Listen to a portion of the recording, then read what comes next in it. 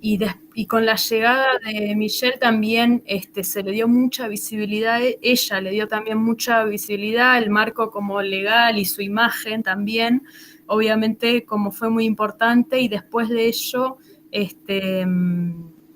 no me sale la palabra del marco legal, pero básicamente los liberaron a quienes estaban imputados. No estaban presos, pero no me sale la palabra ahora en este momento que se usa judicialmente. Así que bueno, para ella fue muy importante también su participación, su estancia. Siempre pasa eso, que es muy importante también la mirada internacional, la perspectiva, la visibilidad que le puedan dar personas como ella, claro.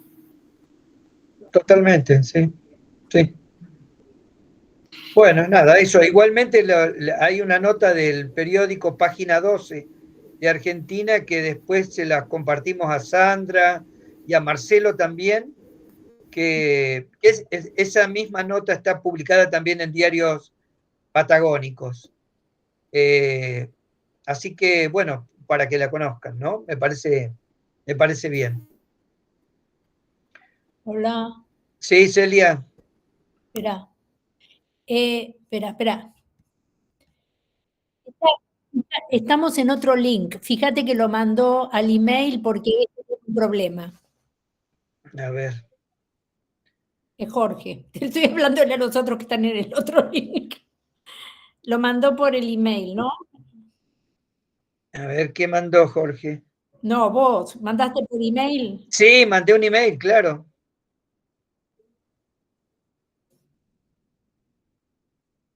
Ahí Mandé está. por email. Yo No tengo los teléfonos de todos. Eso muy, también. Bueno, creo que ya es por ahí tiempo de hacer eso porque el email... Sí, me parece que sería, bueno, eso vamos a Sandro y Jorge. Y a mal, si llegan a salir notas o cosas allá que sinteticen esto, o de los grupos comunitarios o algo, mandanos también.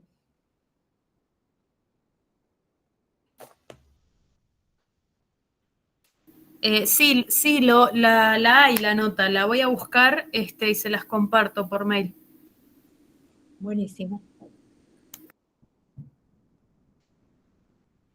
Hola Jorge, hola Sandro. Hola, ahí está. ¿Cómo le va? Hola, ¿qué tal? ¿Qué tal? Hola. Estaba perdido. Sí. Yo estoy controlando quiénes están en el otro lado solos. Ahí llega Mayra, recién sale de un curso que está haciendo y ahí se suma.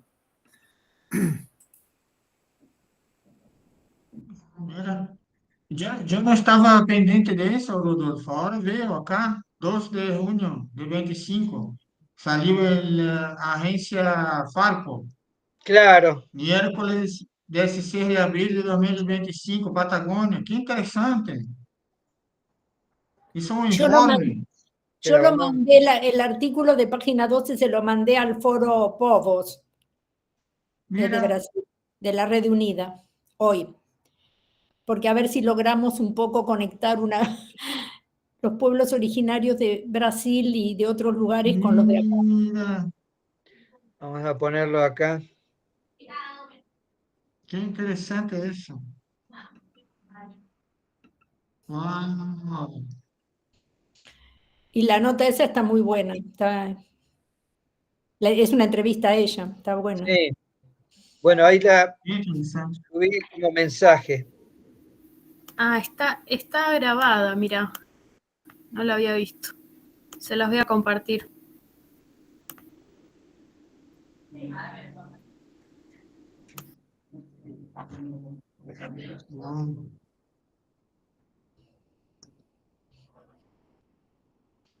Hola, Laura. Hola, ¿cómo están? Disculpen la demora. Hicimos un cambio de link, así que...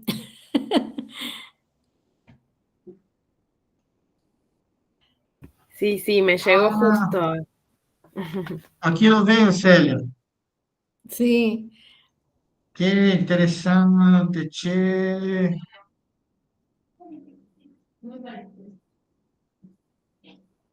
Sí, porque bueno, ella es lo que plantea. Estamos hablando, los que no estaban escuchando antes por ahí, es de la visita que hizo Michelle Fanon, la hija de Fanon, a las comunidades del sur, a las comunidades mapuche, en varias localidades, Neuquén, Río Negro y Santa Cruz, o Chubut, estuvo en varios lugares.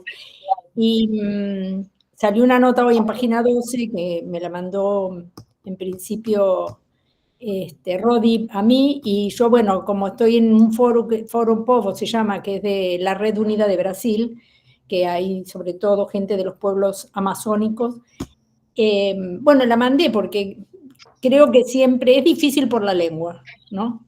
Entre el portugués y el español a veces es difícil que la gente pueda leer o se sienta cómoda leyendo el otro idioma. Pero porque creo que son luchas importantes, ¿no? De ver cómo un poco, no se unifican, pero cómo se solidarizan o se ponen un poco en conjunto. Y se conocen, porque también hay mucho desconocimiento, ¿no? De lo que pasa entre los pueblos que están en unos países y en otros. Y bueno, me pareció muy interesante la nota de Página 12, que creo que ahora la puso, no sé si en el link acá, la puso Rodi. Voy a leer. Y yo también mandé lo de, estaba viendo lo de Rita Segato, bueno, viendo varias cosas últimas de Rita Segato, y eso que puse hace unos días, y con poco tiempo, pero bueno, la pesqué ahora, también me resonó por el tema de lo que está haciendo las luchas que se están dando acá en Argentina, las luchas y las embestidas del gobierno que se están dando en Argentina, sobre todo centradas en muchos frentes, contra los jubilados que los gasean todos y apalean todos los miércoles, pero digamos, una que para salud es paradigmática es la del Hospital Garrahan, que se ha establecido como una lucha muy, muy fuerte, con un desprecio. El Hospital Garrahan es el hospital de pediatría nacional de mayor complejidad y que es muy grande y no atiende chicos de todo el país y también de Latinoamérica, porque tiene especialidades que no hay ni en el privado en Argentina y a veces en otros países tampoco. Entonces tiene muchísimo prestigio, pero lo están atacando, el gobierno lo está vaciando, con los salarios de los residentes son del equivalente a unos $650 mensuales por 68 horas de trabajo. Los sueldos de un personal de planta son alrededor de $1.500.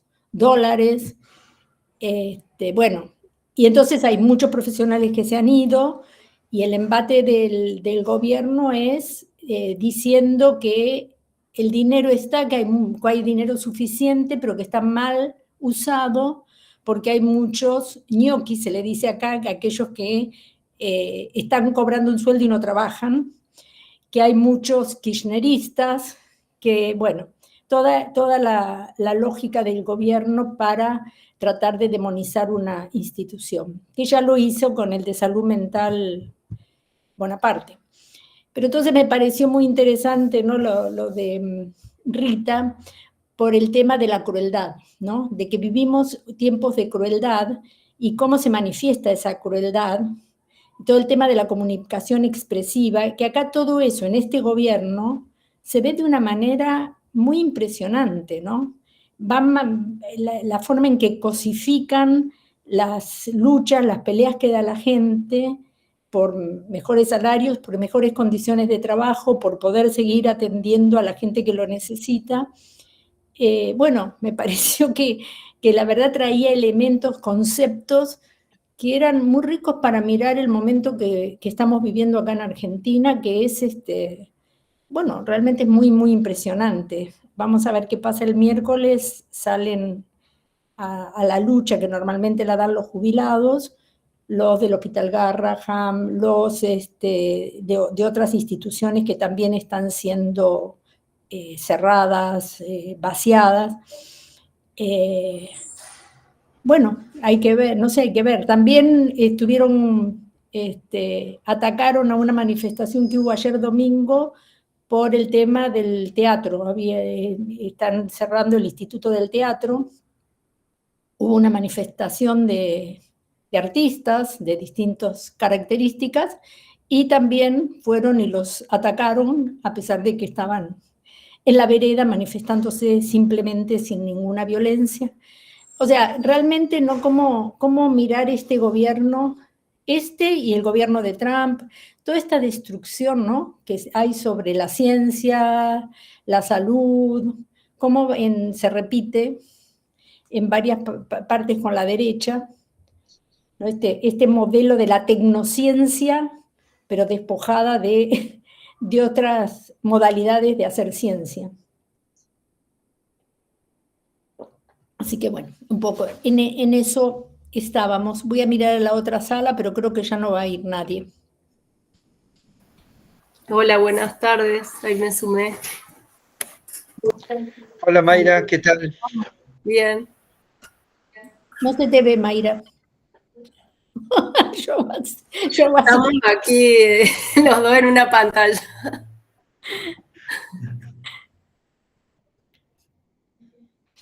Y no creo que vaya a venir Ana Zubieta, que a las 6 de la tarde hoy había una concentración en el Obelisco con velas por el tema del Garrahan.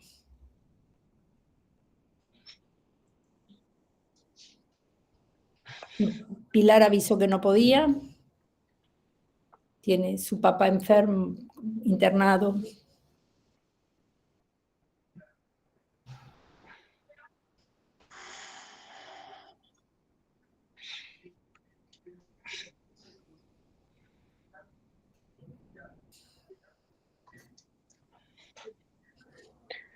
Bueno, Celia, ¿vos querés hacer algún comentario con respecto a...?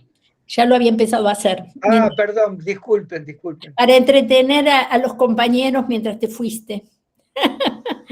Nada, bueno, estaba un poco comentándoles primero a los que entraron después, lo que estábamos charlando con Amal de Michelle Fanon, que vos ahora pusiste el link. Sí. Vos pusiste otro link, Amal. Sí, hay una parte de la entrevista está subida a YouTube, la que tuvo en Villa Langostura, así que por ahí la pueden ver. Buenísimo.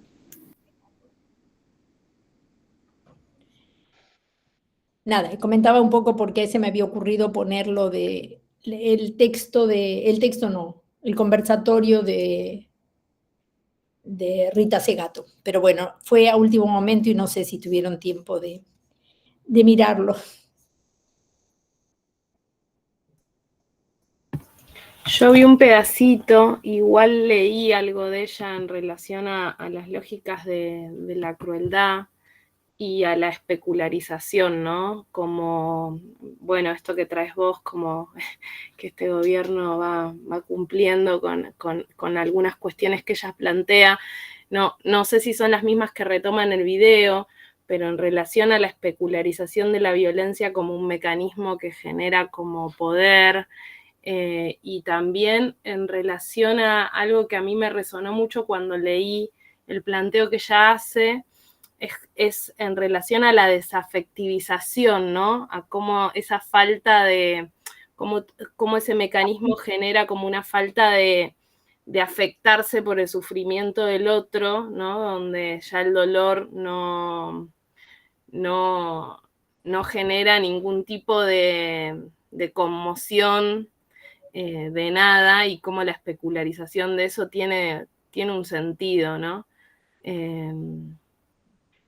Bueno, yo vengo de Buenos Aires conmovida por los niveles de enajenación y violencia que viví estos días, y también por las múltiples marchas. Todos los días en la zona del Obelisco una situación distinta. Así que bueno, no sé si es lo que plantea en el video, no lo llegué a ver.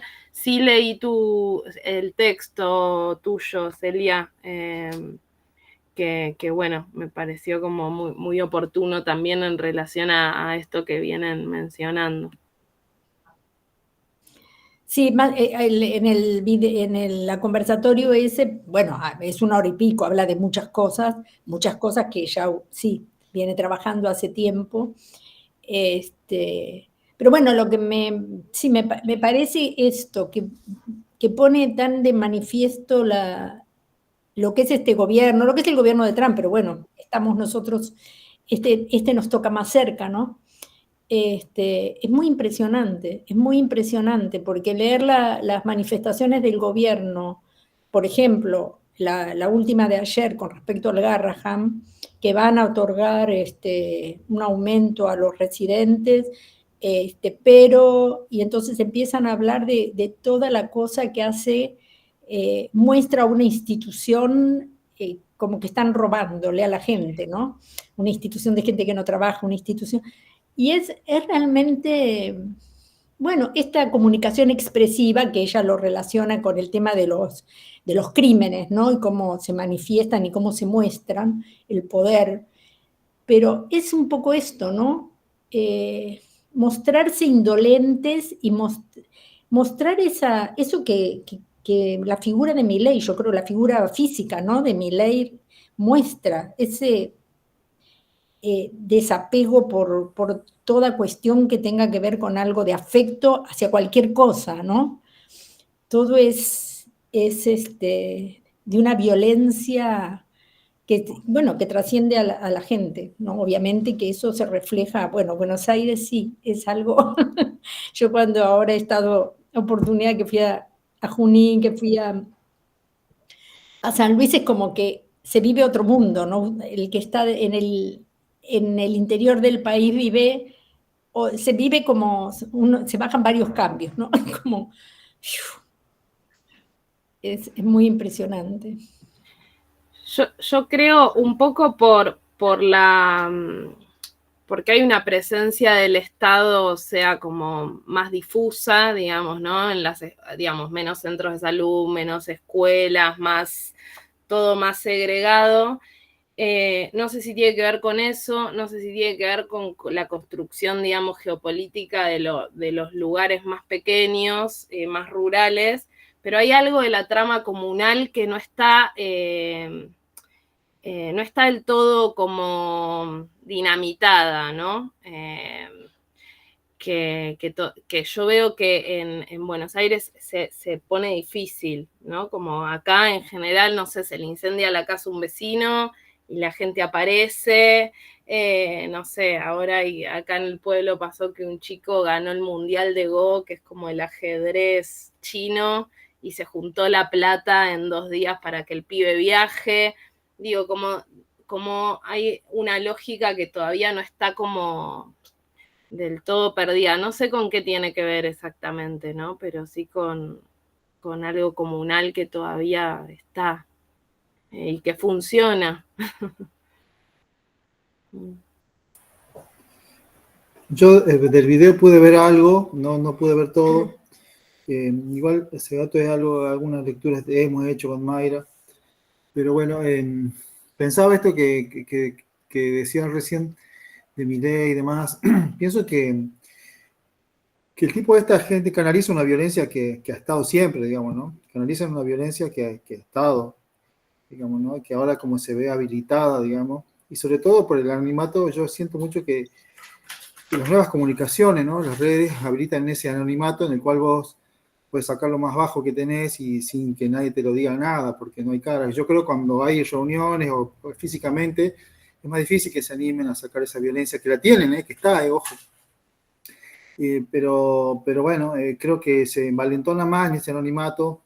Basta, no sé, a veces yo escribo algo en el Facebook y el nivel de agresión que recibo, y vos vas a ver quiénes son, y bueno, evidentemente hay gente real y hay gente que no es real, digamos, en tanto hablando de virtualidades, ¿no?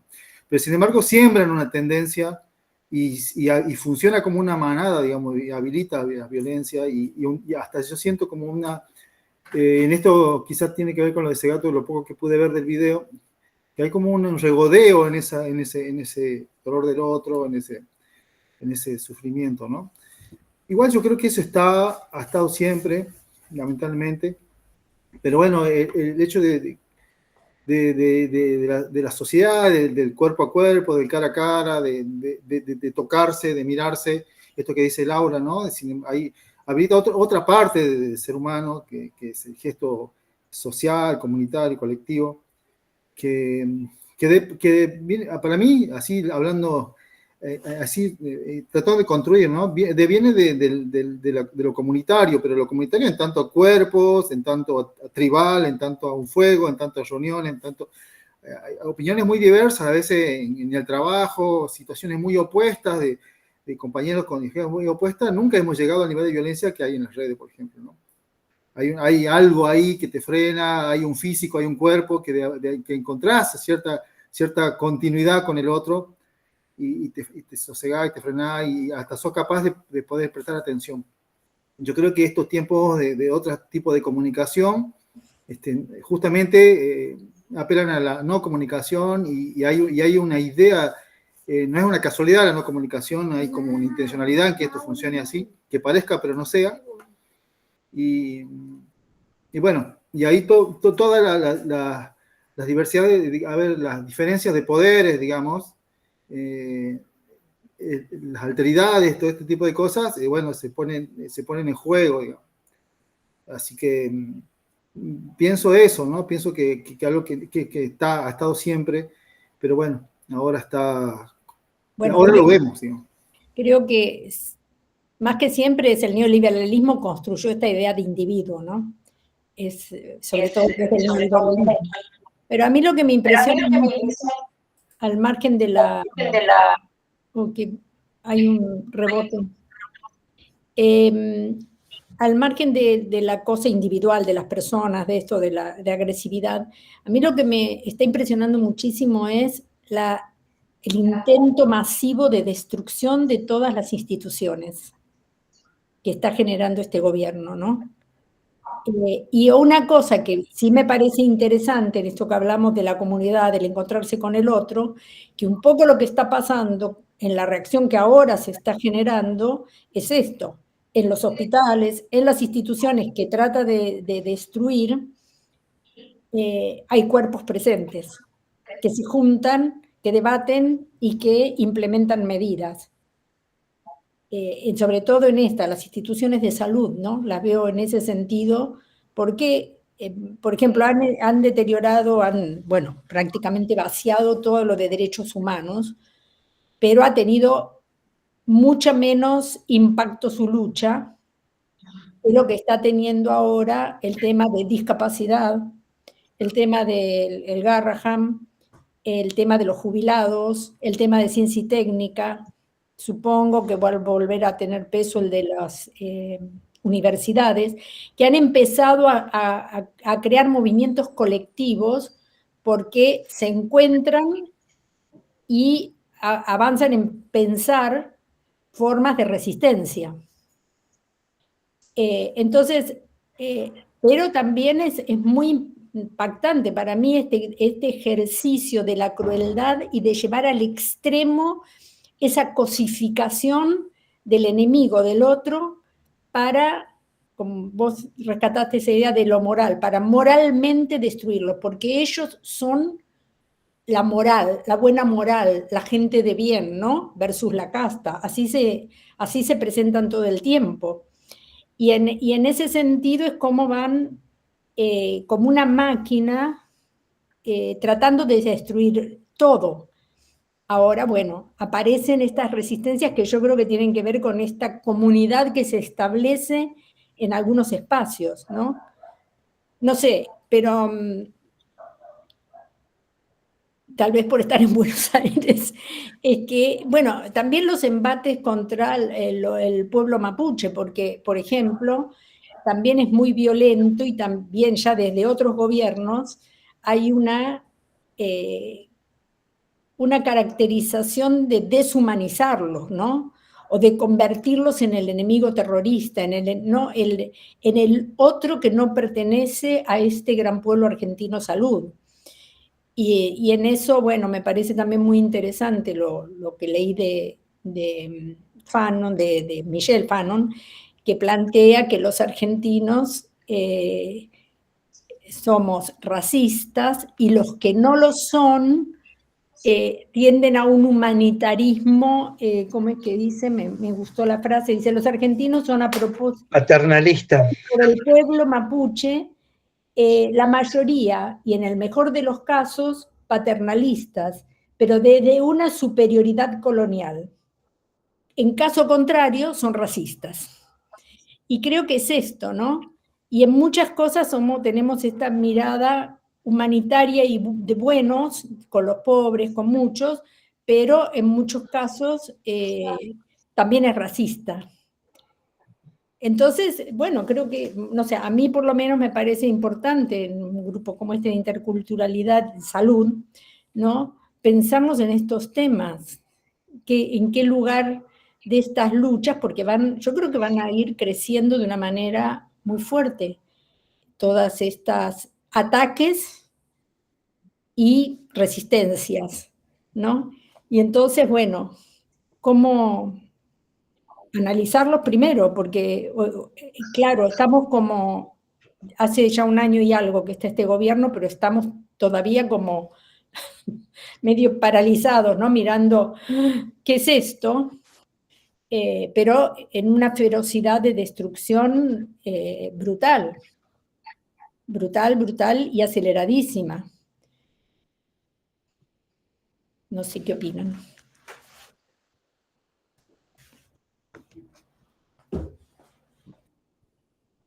Bueno, yo creo que bueno, desde la invasión europea hay algo que sigue por acá, ¿no? Que está tan entrañado, no sé si dice eso en español, está entrañado, está como Entrelazado. que está como así en las estructuras. Y eso hace con que mismo que sea inconsciente, ¿no? Que la gente no esté pendiente del tema, lo reproduce. Entonces, creo que la mayor contribución de FAN, por ejemplo, es tomar conciencia de estos procesos, los efectos de la colonización, del colonialismo en la subjetividad, no solo de las personas negras, pero de las personas no blancas, por ejemplo, ¿no? Así dice, o grupos étnicos racializados, ¿no? Porque, y ahí ella dice, yo no leí porque ahora me tomé, ahora que vi lo que ha compartido, Celia, así, porque ella habla también del capitalismo, que eso también surge desde el colonialismo, Mm. y ahí están imbricados el racismo y el capitalismo. Y bueno, eso tiene que ver con la extrema derecha que viene avanzando, que no sé si ahora, no sé si está equilibrado, pero si bien el Trump recién llegó de nuevo, ya está Milei, ¿no? Pero viene con una cosa muy, ¿cómo se dice? Eh, deshumanizante, no sé, ¿no? Porque hay un privilegio de las personas o que tienen una posición de clase distinta, personas mayoritariamente blancas, porque los movimientos o las personas indígenas, las personas afrodescendientes, negras, las mujeres, los grupos distintos, la diferencia que es el tema. Expuesta en un lugar que deshumano, deshumanizado. Y es un tema que, que hay que seguir hablando para ayudar a la gente a tomar conciencia de estos procesos, ¿no? Que están todos imbricados, la cuestión de la clase, de la raza, de la etnia. Recién estaba leyendo para la tesis de doctorado un libro de un chileno. Acá está, Buenos Aires, Chacamarca, puede ser. Migrantes Aymara y Quechua en los umbrales del nuevo Pachacuti. Muy interesante la investigación de Pablo Mardones, que es un chileno que vivió mucho tiempo en Buenos Aires, que estudió la migración indígena de los Aymara y los Quechua de Bolivia y Perú hacia Buenos Aires. Bueno, y ahí habla de eso, que están en los barrios más lejanos o los barrios pobres que están marginalizados y tal, y cómo la gente logró desde su lengua, desde las fiestas del Inti Raymi, a construir una comunidad fuerte y autorreconocerse como quechua, aymara en Buenos Aires. Más do que bolivianos o peruanos, ahí están los quechua y los aymara. Entonces, es muy complejo y muy duro el tema, ¿no? Pero, y Mardones habla también de cómo la gente de Buenos Aires se aproximó del movimiento indígena, el movimiento andino, de los grupos, en las fiestas, que hay fiestas, ¿no?, regulares en el año. Y bueno, ahí está la resistencia, ¿no? Pero la lucha, como dice Ailton Krenak, que es un indígena de etnia Krenak, incluso está, algunos libros de él está traducido para el español, fue publicado en Argentina. Eh, Dice que no hay, la guerra es el todo el tiempo está en la guerra, hay guerra en todo el tiempo. Hay un video que pueden acceder por YouTube, que es Guerras do Brasil, Guerras da Conquista, el nombre, que es un episodio de una serie de 4 o 5 episodios, Guerra do Paraguai, Guerras da Conquista, que es el primero, episodio 1, Guerras da Conquista, que es sobre el tema de la invasión europea, pero hay también la Guerra dos Palmares, que es un quilombo en Alagoas, nordeste de Brasil, sobre un quilombo más grande que hubo de resistencia ante la colonización en Brasil. Pero ahí dice que Ailton Krenak está respondendo a la persona que está entrevistando a él y dice, mira, yo estoy en guerra ahora contigo, estamos en guerra a todo el tiempo. Los guaraníes están ahí, los mapuches están allá, todo el tiempo estamos en guerra. La guerra no acabó, sigue la guerra. Es un tema, así que, mira, el Milei con el tema ahí, las empresas de minería, de petróleo, del ganado, de todo eso. Ahí acá en Brasil está la gente en la tierra Yanomami con el tema de ¿cómo llamamos acá? Garimpeiros, ¿no? Sacando el oro. El gobierno anterior, como se abrió las puertas, la gente se fue. Entonces, es algo que está constantemente, no hay descanso, ¿no? No hay todo el tiempo. Y bueno, nosotros también, de alguna manera, entre comillas, tenemos que nos involucrar en esta guerra también, porque si no, estamos perdidos, ¿no? Si descansamos, estamos perdidos. Ahí está Milei con todo, está Trump con todo, él evapora todo, y ¿cómo se dice? Las fake news y todo eso. Bueno, no sé, Bueno, no sé, Está por eso, porque también la gente tiene que entender, no, porque si no se ven las luchas como la lucha del pueblo Yanomami, la lucha del pueblo mapuche, ¿no? Como están ahí, las reconozco, pero no tengo mucho que ver. Y estas lógicas del capitalismo actual, que también eso es interesante como lo plantea Rita, ¿no? La corporativización, la concentración gigantesca de la riqueza y lo que ella habla de la dueñidad, ¿no? Ya no se puede hablar de desigualdad, sino que hay que hablar de dueñidad, que son los dueños de, van por todo. O sea, y como dice Krenak, todo el cuerpo que no responde a una mercancía, que no puede ser productivo tiene que desaparecer. O sea, son proyectos para muy poca gente.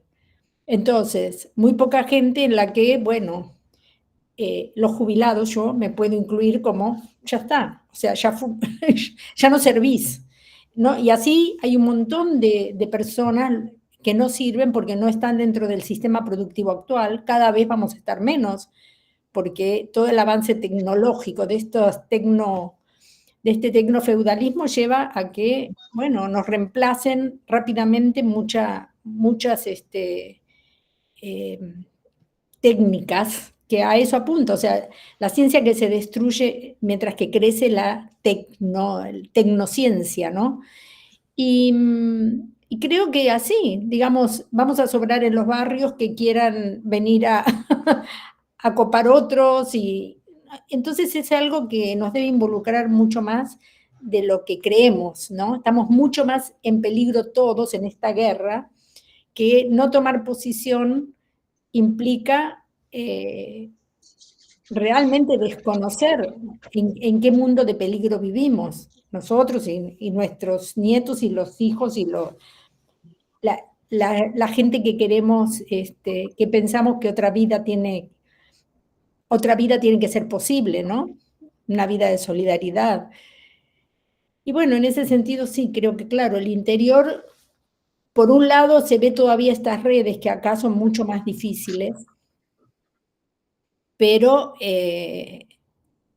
pero acá lo que se ve es el monstruo más grande, ¿no? Se lo ve más de cerca, que a lo mejor en otros lugares parece todo más lejano. Acá se ve como algo, es un monstruo grande y pisa fuerte, ¿no? Como dice la canción.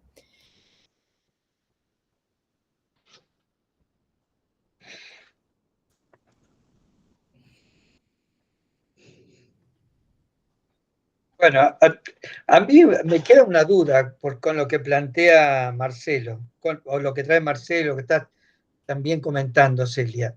El concepto de guerra, digo, la situación, digo, uno puede de alguna manera ver que este desarrollo neoliberal siempre está en un proceso de avance permanente y de que existieron siempre las asimetrías, y hay imperio, hay colonia, este juego permanentemente de esas polaridades que ya los conocemos, pero transitamos en los últimos 70 años un periodo en Occidente que se ha globalizado de un neoliberalismo que de alguna manera legitimó ciertas características de una moral, de una ética, para plantearlo también después en el campo de salud, de una bioética, de una ética, de una lógica de comunicación, de una lógica educativa, que por lo menos planteaba y todavía plantea una gran capacidad para resolver las tensiones y los conflictos sociales, raciales, grupales. Me parece que en ese periodo de los últimos 30 o 40 años, ciertas cuestiones que se fueron deteriorando de los estados de bienestar, particularmente de las adaptaciones latinoamericanas, más precisamente sudamericanas, nosotros las fuimos viviendo y las fuimos transitando. Ahora, plantear que la guerra hubo siempre, digo, me parece que es una caracterización muy dura, muy fuerte. Digo, la guerra lo que de alguna manera, y esta es mi duda cuando te escuchaba, Marcelo, plantea la ruptura concreta de la legitimidad y de la legalidad. De alguna manera, también Rita, en la entrevista que hacen, ella plantea que no hay más legalidad y que la condición de derecho ha sido estallada. Por eso lo que Celia traía de la dueñidad de los dueños, y que al mismo tiempo no existe más la capacidad de resguardo en la condición de derecho.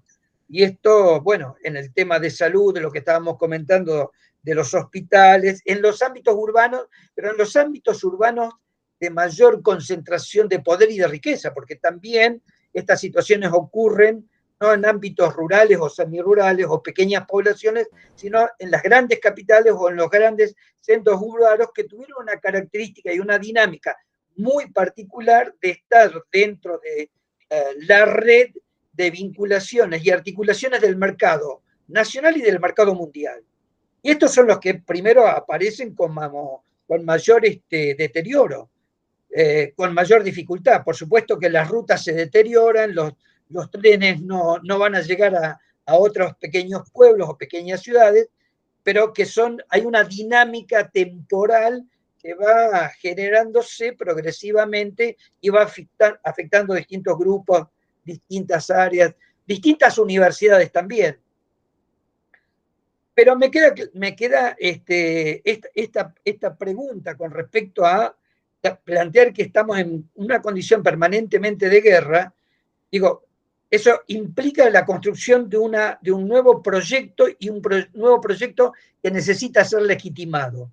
Yo no pienso que sea solamente la movilización social o popular de resistencia, creo que eso sí me parece que es importante, pero que requiere un propósito que necesita superar no solamente estos puntos, sino una construcción que lleve a una nueva legalidad también, porque el punto central de estos ámbitos es el proceso de descomposición de la legalidad tal cual la conocimos en el estado social en el cual vivimos en los últimos 70 u 80 años. Y eso es muy complejo para mí entender en una práctica de salud, tanto formativa como asistencial, procesos de deslegitimación y relegitimación y de legalidad, de una legalidad cuestionada. Digo, ponen una condición absolutamente de una situación de descomposición sumamente importante, pero en la que uno en esa descomposición tiene que estar trabajando para reconstruir o plantear otra legalidad y otra legitimidad social.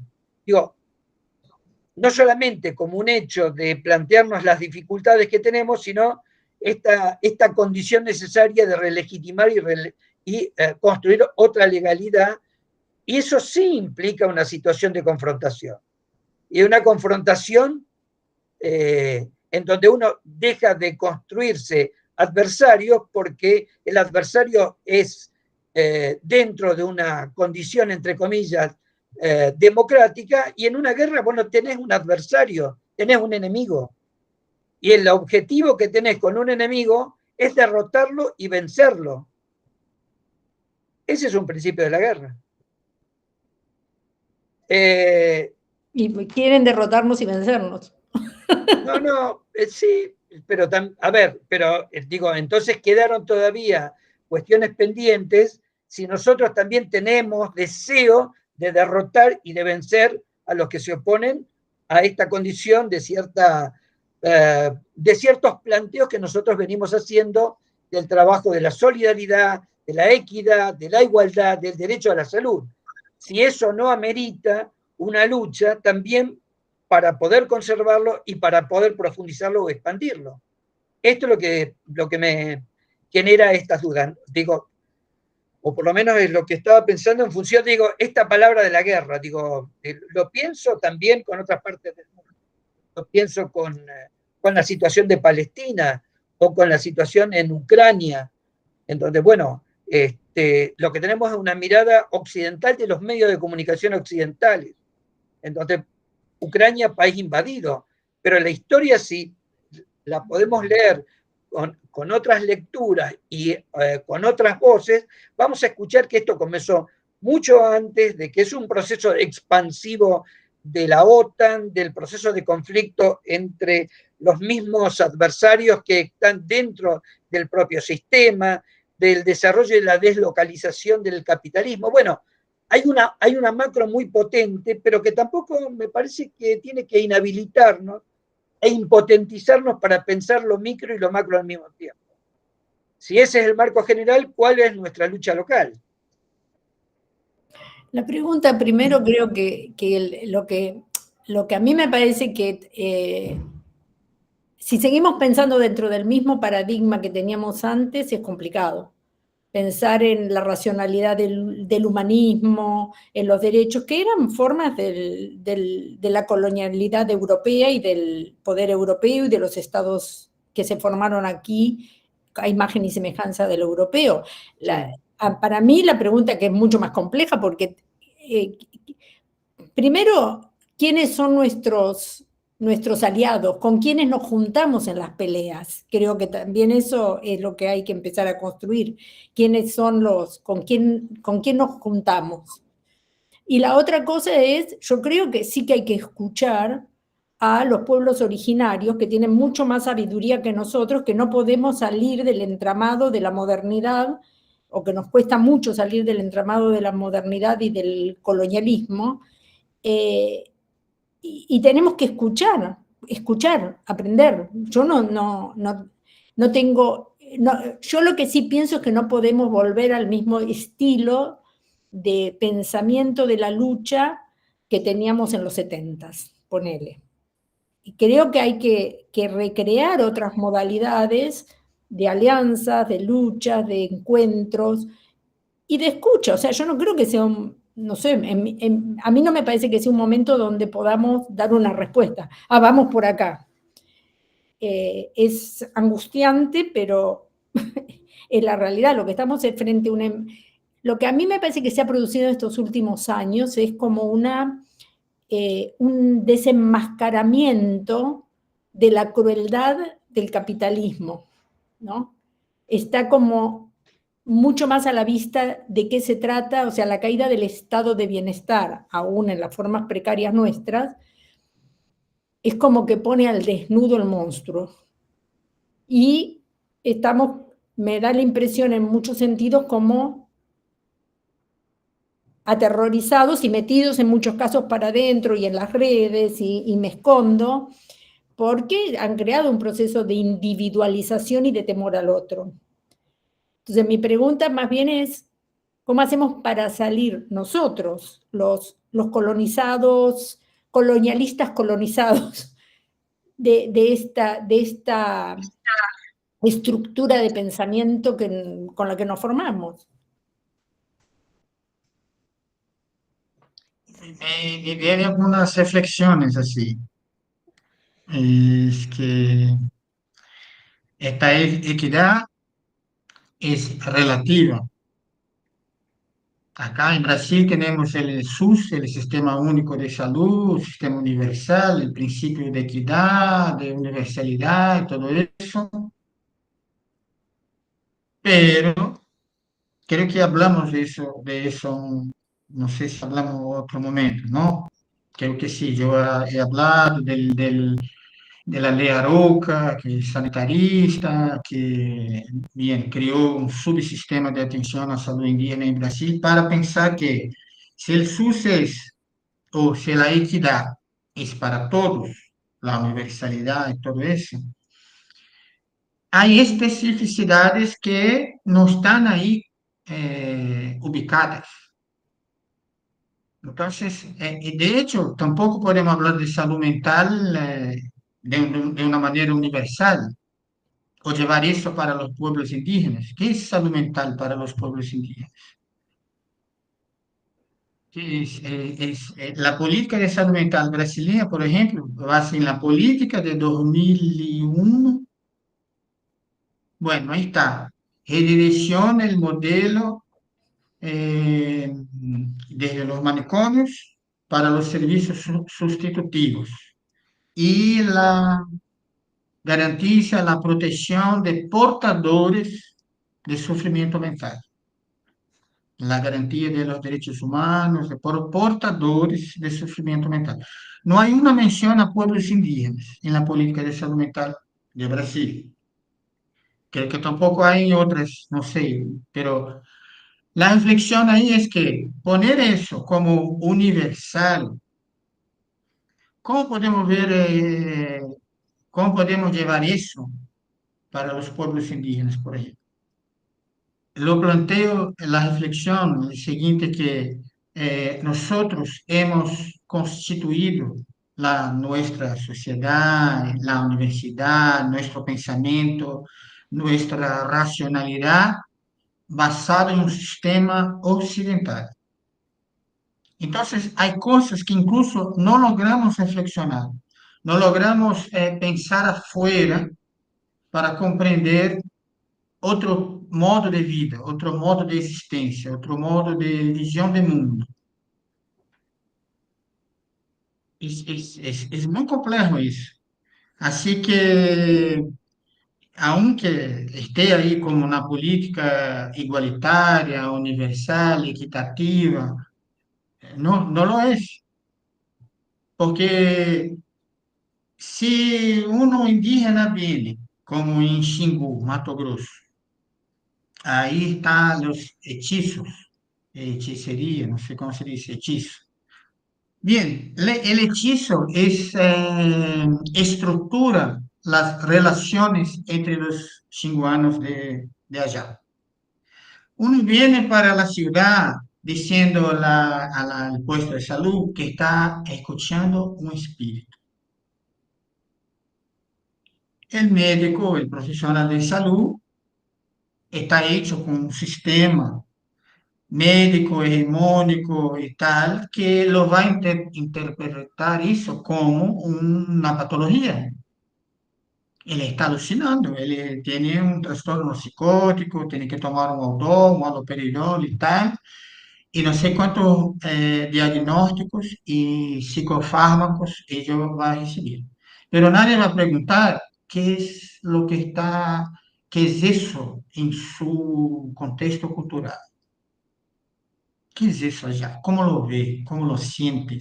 ¿Cómo pasa eso? ¿Qué acontece? ¿Qué dicen los especialistas tradicionales respecto a eso? Entonces, la cuestión es mucho más amplia, porque incluso la propia historia, la historia nos es contada que el conocimiento nace en el occidente, en Grecia y todo eso. Los mitos griegos y tal, los matemáticos, los filósofos, pero viene mucho antes de eso, viene mucho antes. Entonces,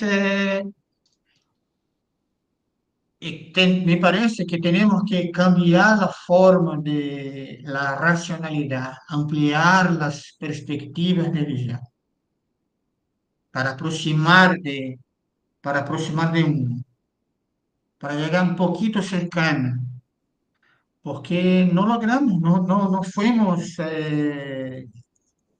formados, digamos, para pensar desde otras perspectivas. Y nos encontramos con grupos distintos que tienen otras formas de concebir la muerte, el nacimiento, el cuerpo, la vida, la enfermedad, la salud.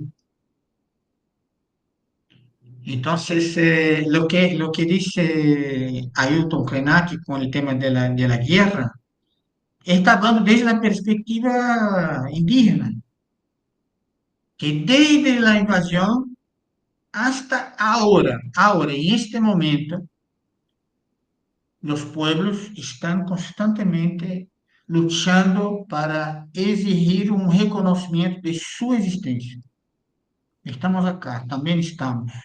Y hay una cosa muy interesante que él dice, mire, si el europeo ha llegado y, y ha hecho algo distinto, posiblemente los pueblos que recibieron han agregado como uno más en la diferencia. uno más en la diferencia. No es el tema de la igualdad, es la diferencia. Y ahí está un tema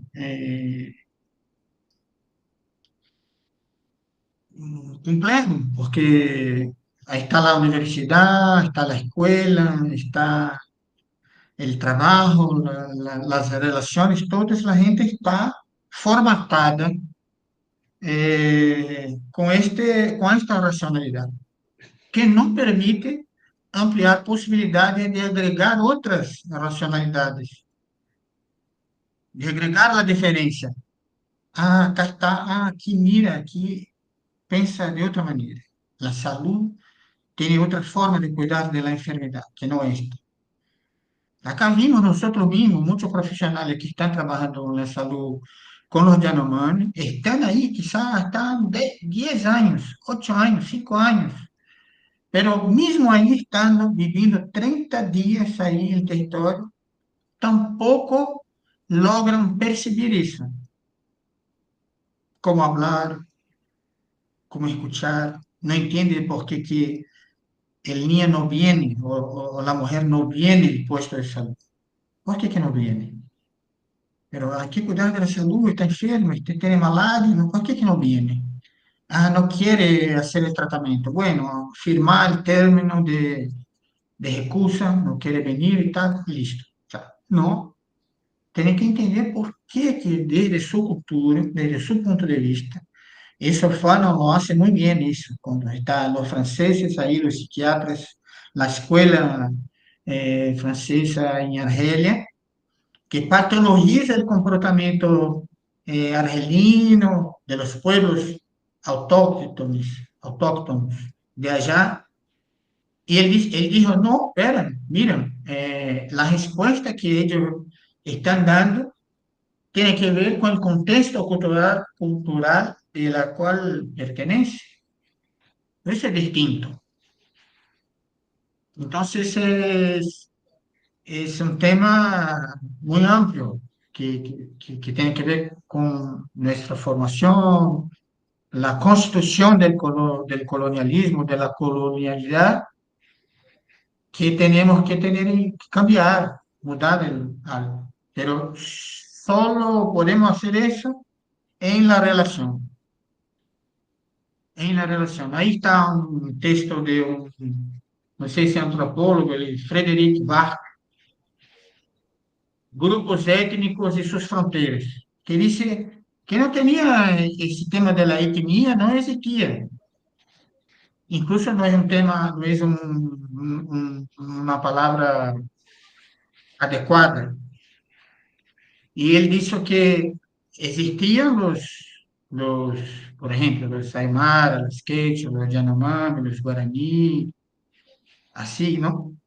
Pero que la diferencia se constituía en las relaciones de un pueblo con el otro. Entonces, creo que el mote, el tema está en la diferencia y no en la equidad, ¿no? Que yo sé que la equidad presupone que se incorpore la diferencia, ¿no? La diferencia de condiciones sociales, de acceso y eso, pero no sé si logramos eso. Bien, muchas cosas.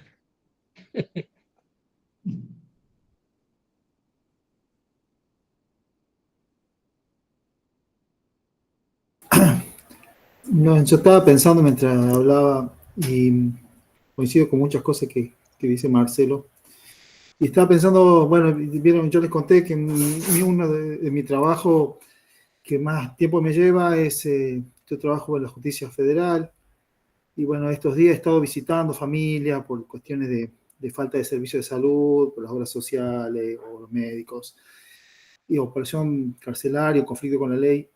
Y pensaba un poco esto de, bueno, hoy por ejemplo fui a ver una familia en la cual, digamos, y pensaba esto, ¿no? La diferencia o la distancia que tenemos nosotros, de esta angustia que sentimos, que precisaba ser un poco de la falta de estos derechos que se caen o de agarran o otras cosas.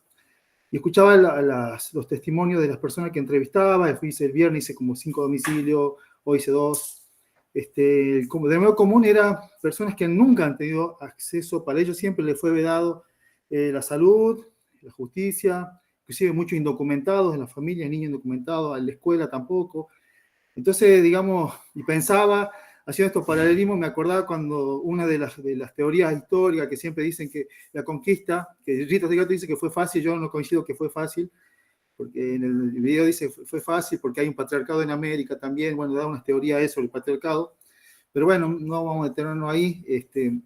Pero bueno, uno de los motivos que dice de la conquista, o que más o menos fue accesible, fue porque había un descontento en Mesoamérica con los que estaban en ese momento gobernando, entonces esa división, viendo que la teoría esa, ¿no? De Pizarro y demás, también en el Tahuantinsuyo también había una división Huáscar-Atahualpa y demás, o sea, las naciones que estaban sometidas de alguna forma facilitaron de alguna forma la conquista. Bueno, delirando por ese lado pensaba yo, si no estará pasando un poco lo mismo, ¿no? Viendo las realidades de estas, nosotros vemos lo que perdemos, pero hay poblaciones que nunca han ganado nada, digamos, que siempre perdieron. Entonces no notan la misma diferencia que notamos nosotros, no sé. A eso pienso y siento cuando entrevistaba a estas personas, ¿no?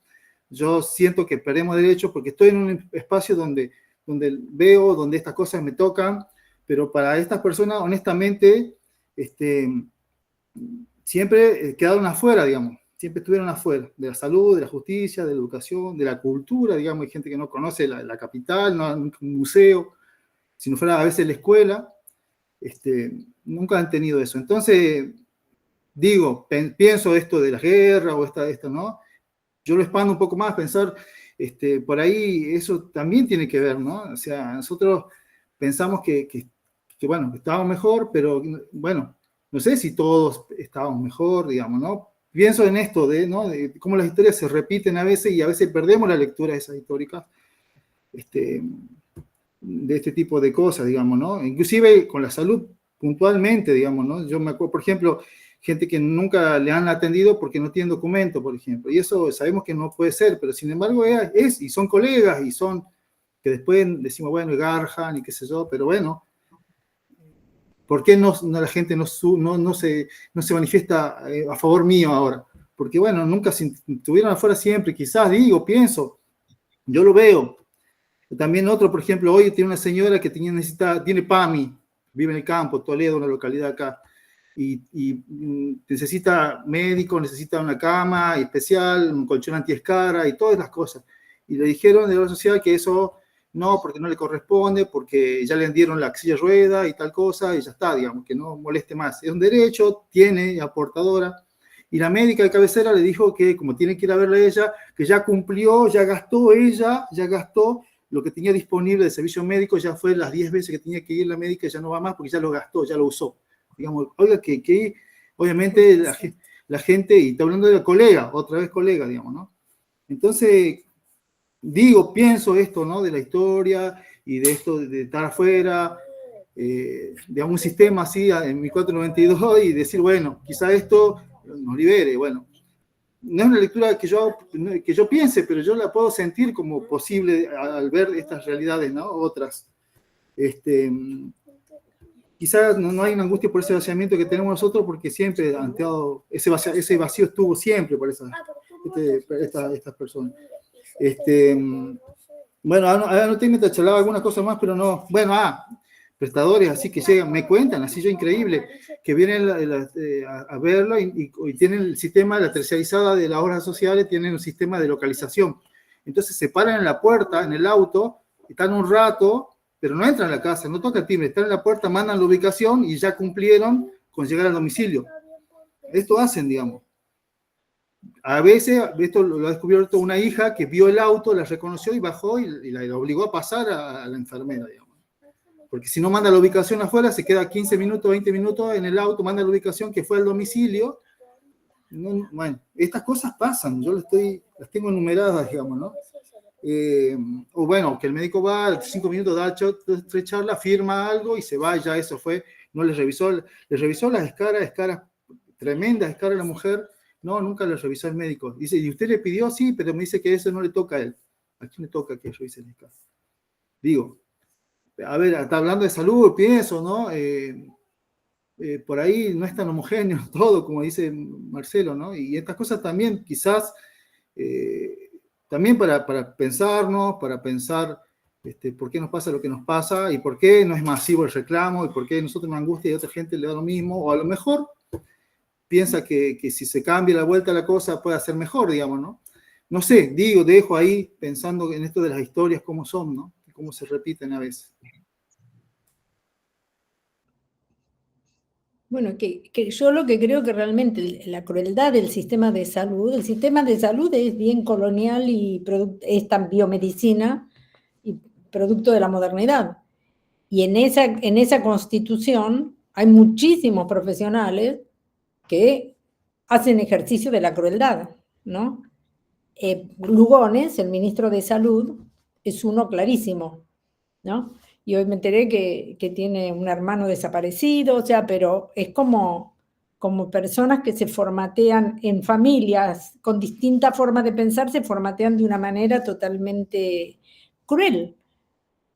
Pero bueno, pero son profesionales de la salud, que se supone que vienen a atender a todo el mundo y a preocuparse por todo el mundo, pero esto que señalas, por eso, bueno, yo en ese artículo un poco digo, no solo de otras cosmovisiones hay que escuchar, sino también de la propia gente con otras necesidades, ¿no? Porque el tema es, no todo el mundo requiere el mismo tipo de atención o desea el mismo tipo de atención, y esto no se escucha. Hay un modelo, un protocolo, un paradigma, y allá voy. El que no quiere, que se quede en el camino. Y algunos se quedan en el camino porque, por un lado, si bien lo que vos decías, Rodi, de que hay acá se ven más los conflictos pero también es lo que yo creo que con Sandro también, y bueno, y Amal, que también está en el interior, todo el mundo que está en el interior o ha estado, Sandra, has estado en los lugares rurales también de Argentina y supongo en Colombia es parecido. Hay gente que no accede a nada, pero no de ahora, de siempre, ¿no? Pueblos olvidados, donde se les quiere imponer una salud, digamos, todo lo que fue el avance de la salud pública ay, no me sale la palabra, como ampliación de cobertura, fue llevar un tipo de medicina. Y si no la querés esta, vas a terminar siendo alguien que te voy a sacar de la lista porque no estás cumpliendo el tratamiento, pero no me interesa qué te pasa. ¿O qué necesidades hay en esas localidades perdidas que no es la misma que hay en Buenos Aires, donde se formaron en las grandes capitales los médicos que van ahí? Entonces, creo que sí, por eso, a mí me interesa mucho por eso esto de la interculturalidad, pero pensando en esto, en qué es la biomedicina actual, y cada vez más también concentrada, protocolizada, privatizada, que no es toda, obviamente, hay gente que atiende de otra forma, pero lo hegemónico es esto, ¿no? ¿Tenés el documento? ¿No tenés? No te atiendo, no me importa lo que te pase, ¿no? Yo cumplo el protocolo, acá dice que tenés que tener esto. Bueno, no sé lo que hablamos en la otra sesión del tema de los partos domiciliarios que no quieren reconocer, ¿no? Bueno, hay muchas cosas que son realmente propias de la práctica de la medicina hegemónica. No es que la salud está todo maravilloso. Y el Garrahan a mí me parece como un analizador interesante de lo que es la situación actual que enfrentan las instituciones y a este gobierno, porque es como la institución de pediatría, atención de los niños, digamos, si algo siempre disimularon un poco fue en que se trataba de que los hospitales pediátricos más o menos no se los tocara. Pero a estos no les importa nada. Y entonces atienden los niños con cánceres y tienen esto y aquello. No importa, o sea, no importa, ¿no? En ese descaro de la crueldad es lo que me parece un analizador el Garrahan. hay millones de otras instituciones. Bueno, el Bonaparte estuvo en sus luchas y ahí quedó medio perdido, me parece que con una situación de gran pérdida, ¿no? En la lucha. Pero bueno, esto que nos convocaba, ¿no? De la interculturalidad, pero bueno, ¿a dónde estamos parados hoy con esta profunda enfrentamiento con grupos muy poderosos que quieren implantar una sola mirada y una mirada de la crueldad, donde el resto no importa? No me importa haberte tirado en la calle porque no valés, ¿no? Me acordaba, Celia, de esto para tirar un poco de luz también, un poco de lo que decía Laura, ¿no? De una vuelta estábamos en una charla, yo era en mis comienzos, así como médico en un barrio de Villa Libertador, donde hay muchos migrantes y mucho trabajo en mingas, esto, ¿no? De trabajo que tiene que ver con la cultura, el trabajo colectivo, un poco lo que decía Marcelo, ¿no? Trabajo colectivo para uno, digamos, todos trabajamos en la casa de Marcelo y después en la casa de Rodolfo, todos, Marcelo también y así. Así se hicieron las casas ellos, porque ellos se tomaron una población migrante que hecho aymara, de Bolivia, la mayoría, tomaron unas tierras fiscales, y como son constructores, maestro mayor de obra, albañiles, hicieron las casas de material. Como son contratistas y trabajan en la construcción, tienen cómo comprar el material, conseguirlo y demás. Entonces iban haciendo todas las casitas de material. Y tienen piso, tenían cielo raso, a diferencia de las otras villas de al lado que eran cordobeses, que tenían sus casas como de chapa, cartón, y ellos eran todo de material, todo con cielo raso, contrapiso, y trabajaban sábado y domingo, o a la tarde los sábados y los domingos todo el día, trabajaban en la casa de uno y así. Un poco la idea con el sistema de minga, que es un sistema andino, tradicional, que está en muchas culturas, ¿no? Pero bueno, la minga tiene que ver con la economía andina, como el trueque también, que son palabras quechua. Y un poco cuando yo estaba como médico trabajando, les preguntaba, y ellos me contaban cómo fue la toma, todo, y me decían que lo hacían de material para que sea difícil, como el lobo y los tres cerditos, ¿no? Sacarlos de las casas, porque era difícil, estaba infantería siempre ahí, pero bueno, las casas de material sólido. Bueno, después hicieron una cooperativa con una agrupación ahí en Córdoba, y pues, ellos hacían la logística y ellos ponían el cuerpo ante las luchas, el cuerpo a resistir a la policía y demás. Pero yo un poco de lo que quería, hoy se me fue lo que quería contar. Esto, cuando yo decía, cuando estábamos con los otros profesionales que venían a ver el trabajo que veníamos haciendo, nos reuníamos, éramos un equipo de médicos comunitarios, fue mi primera experiencia y que fue la mejor que tuve, yo creo, en ese territorio. Y bueno, y decían, gente de escasos recursos, decía, era muy común el tema del escaso recurso, ¿no? Hasta que una señora, una mujer así inmensa y poderosa, con la cual trabajamos mucho, decía, no, dice, nosotros no somos de escasos recursos. Hay que vivir nuestra pobreza y sobrevivir y hacer todo esto que hicimos porque tenemos muchos recursos. Somos personas de muchos recursos. No somos de escasos recursos. Fue para mí una de las enseñanzas más importantes y me emociono cada vez que me acuerdo cuando decía esto, ¿no? Nosotros no diga eso porque nosotros somos personas de muchos recursos. Me acordar a eso que contaba de Maradona el otro día. Ah, sí, de Maradona.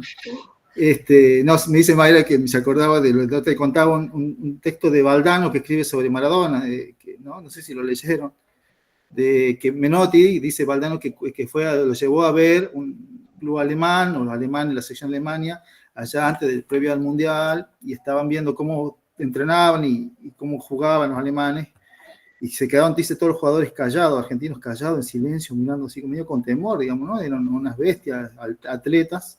Entonces dice, ¿qué opinás, Diego? Le dice, y Diego dice, son increíbles, dice, son fuertes, son invencibles. Entonces dice, no se confunda, Diego, usted es invencible, usted es fuerte, hay que nacer, yo quiero a estos gringos ver si nacen en la villa como usted, si tienen el hambre que ha pasado usted, si tienen, bueno, la resiliencia, ¿no? Usted juega 10 veces mejor que cada uno de ellos. Bueno, es un texto de Valdano hermoso que si lo tengo por ahí, lo consigo, lo busco, lo subo, porque también habla de la resiliencia. Pero bueno, me quedo con esto, que es real, concreto, cuando ella dice no somos de escasos recursos, ¿no? Y esto de la minga, y esto que señalaba Laura de la solidaridad, que también está, esta gente que yo vengo a ver, que voy a ver, normalmente me vengo así con un corazón apesadumbrado, pero también veo que sobreviven, viven, y creo que la espalda que tienen es las redes humanas, que es lo que hablamos al comienzo de esta charla, que nos va faltando con las redes sociales, ¿no? Digo, como para, también es parte de lo que hay, digamos, ¿no? No es todo oscuro. Y ahí me tomo esto de que señalaba Laura de hace rato, de solidaridad y demás.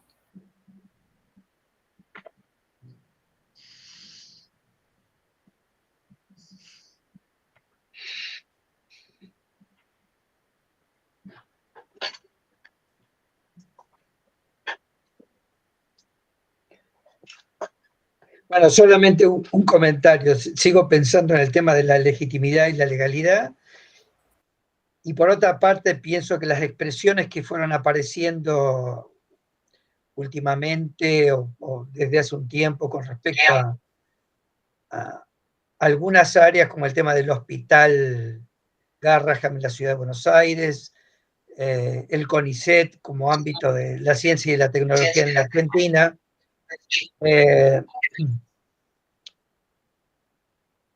han sido los lugares privilegiados de la clase media y los que han tenido derechos que otros no han tenido. Y creo que de alguna manera es eso también.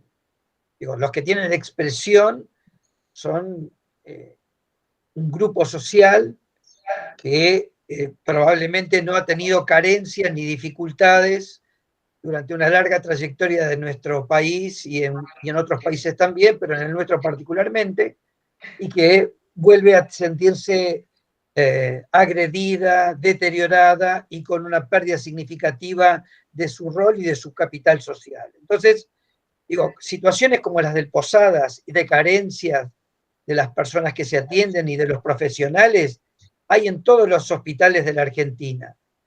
Pero este hospital es un hospital de profesionales y de equipos privilegiados, y lo fue durante muchísimos años. Por sus ingresos económicos, por la selección, digo, y esos aspectos me parecen que también plantean ciertas condiciones que hay que revisarlas. Yo también recuerdo ahora, en otro tema, la ley de Colombia, que estuve leyendo, que me pareció interesantísima lo que nos aportó y lo que nos compartió Sandra, y ahí también hay una experiencia de traer nuevos actores sociales, cuando plantea el tema de la condición nacional, ¿no? Digo, que es un Estado que caracterice la plurinacionalidad. Esto realmente es una cuestión que no lo tenemos como una perspectiva para los países, excepto Bolivia, o eventualmente también los de la región andina, pero el resto de los países en Sudamérica no tenemos una caracterización de lo que es una plurinacionalidad como se fue trabajando, ni tampoco ha tenido continuidad ni ha sido planteada para poder ser pensada en una condición de carácter estratégico que tácticamente después pueda plantearse en educación, en salud. Me parece a mí sumamente importante para poder trabajarlo. Pero por otra parte también hay un actor social que me parece interesante y que está en la ley del CISPI, que es el tema del ambiente. El ambiente aparece como un actor social, pero un actor social que juega en el campo de la salud. Esos sí son procesos importantes o significativos, y además yo leí, pero también recuerdo lo que comentaba Sandra con respecto a que el tema de salud no es un solo eje, sino que es parte de un proceso de carácter transversal en donde se manifiesta actualmente el tema de salud, pero hay otros, y que se había comenzado con el tema de educación. Entonces, es una lucha, a veces la lucha se hace más intensa y eso se llama guerra, en otros momentos es menos intensa, puede estar más o menos legitimada, y esa es una discusión y un debate y un conflicto permanente, el tema de la legitimidad.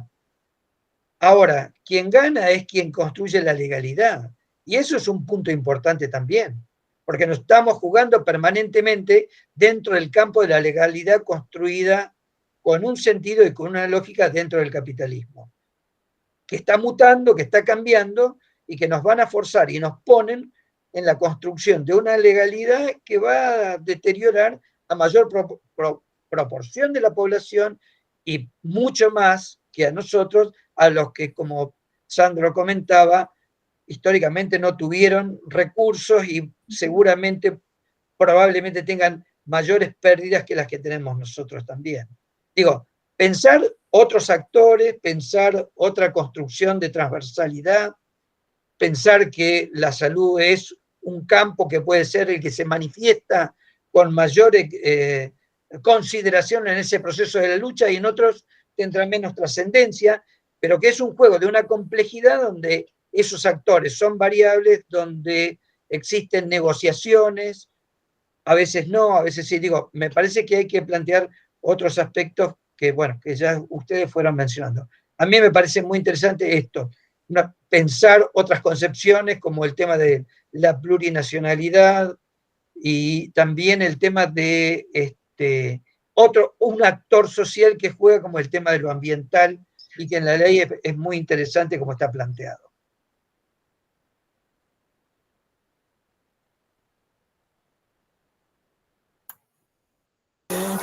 Ahí me acordé, Rodolfo, del libro no sé si Gudinas, el de los derechos de la naturaleza, que habla, bueno, un libro que se hace posterior a la declaración en Ecuador de la Pachamama como sujeto de derecho, y hace un análisis de eso.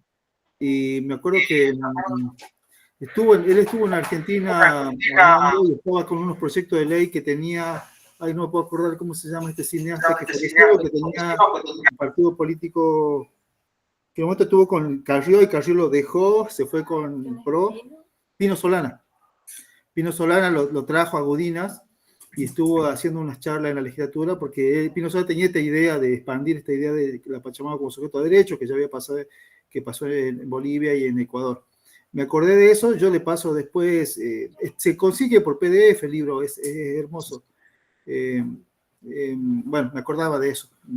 No sé, porque tocaste el tema de pensar la plurinacionalidad y pensás también del ambiente, y bueno, mucho más extenso que el ambiente en cuanto a concepto y en tanto la cosmogonía es la idea de Pachamama. Y justamente en el libro es tan lindo porque va hablando de los movimientos ecológicos, ¿no?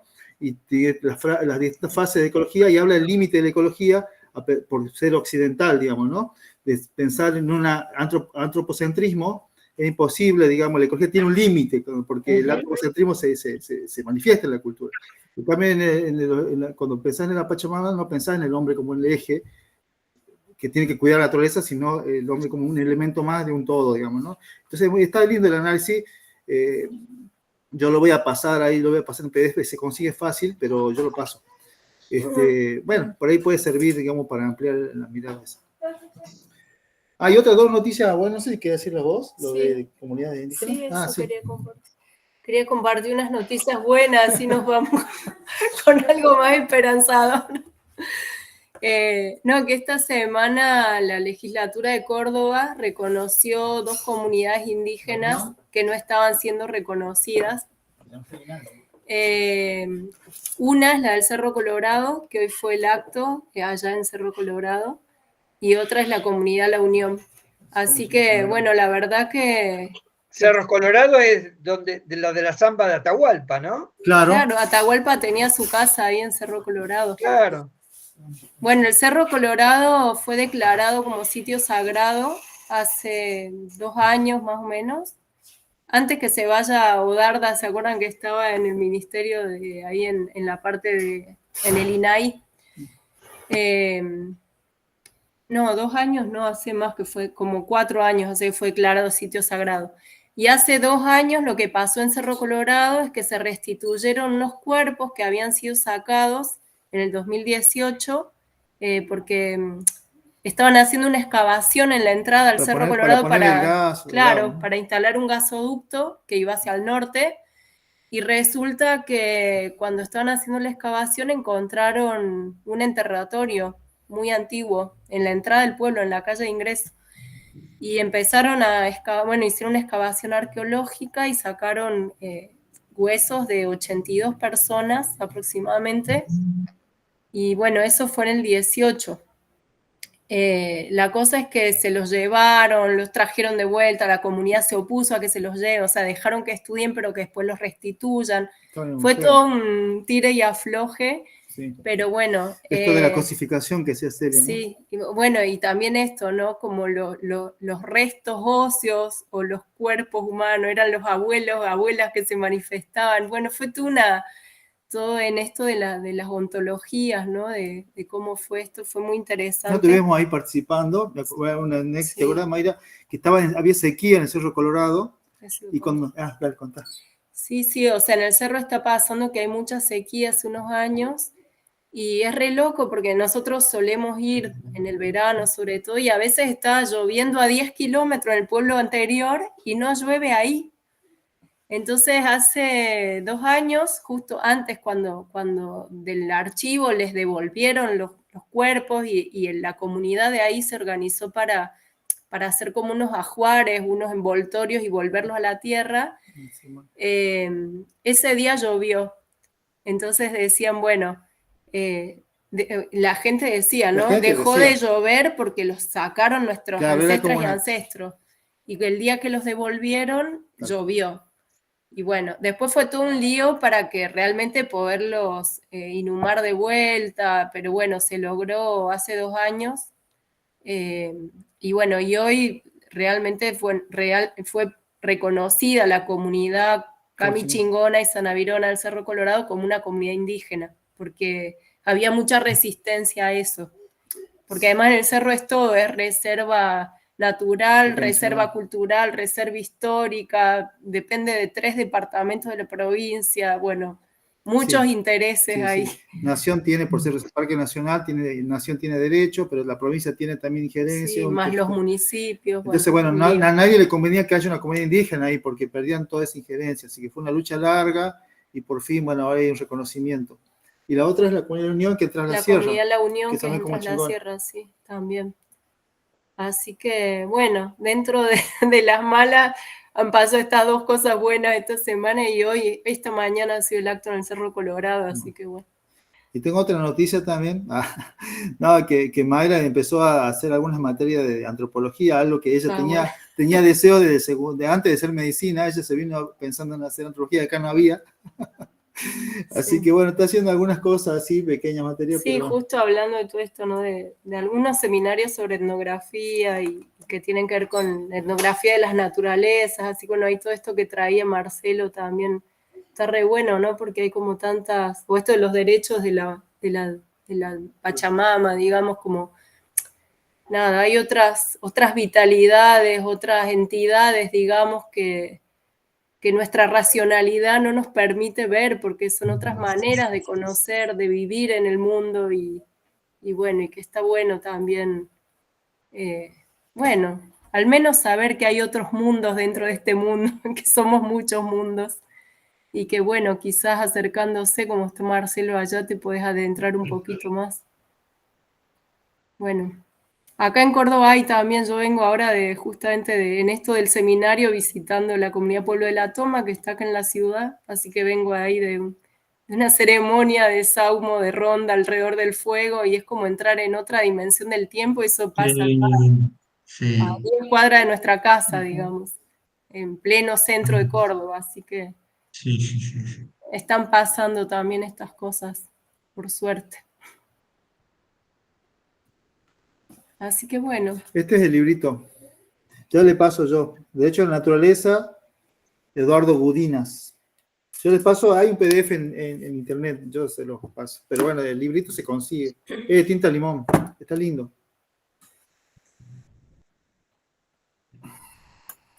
Sí, de hecho, en esta construcción del SISPI, del Sistema Indígena de Salud Propio, se denominan como seres de cuidado, el territorio, la naturaleza, la familia y la comunidad.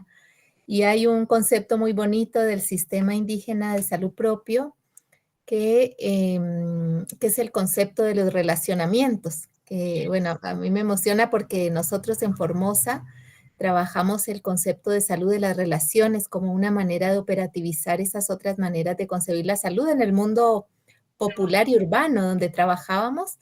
Y bueno, y acá encontrar con las comunidades indígenas con tanta claridad esto del relacionamiento, entonces ellos definen el relacionamiento del ser con la familia comunidad como uno de los relacionamientos. El otro es el relacionamiento del ser con la naturaleza y el otro es el relacionamiento del ser con el territorio, que es un concepto que no se puede ni traducir porque el territorio tiene que ver con toda esa vida que es cultural, social, política y natural al mismo tiempo.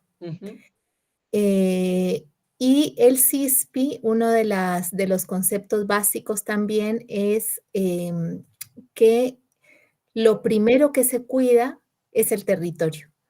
E incluso todo lo que es, bueno, no es lo mismo, me van a retar si yo digo que es como sí, porque es una muy mala, digamos, muy mala estrategia política decir como sí, porque realmente no lo es otra cosa. Pero para comprender sí puede ser, por ejemplo, la promoción de Occidente es el fomento de la salud.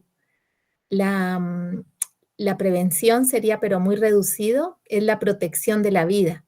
Y la vida que se protege es el territorio, luego viene a ser lo familiar incluso, ¿no? Pero lo primero es el territorio. Y lo que se llamaría asistencia se llama, bueno, como restauración, otra palabra es. Y lo otro que me gustó mucho el video de Rita Segato, lo alcancé a mirar y creo que trae elementos muy interesantes.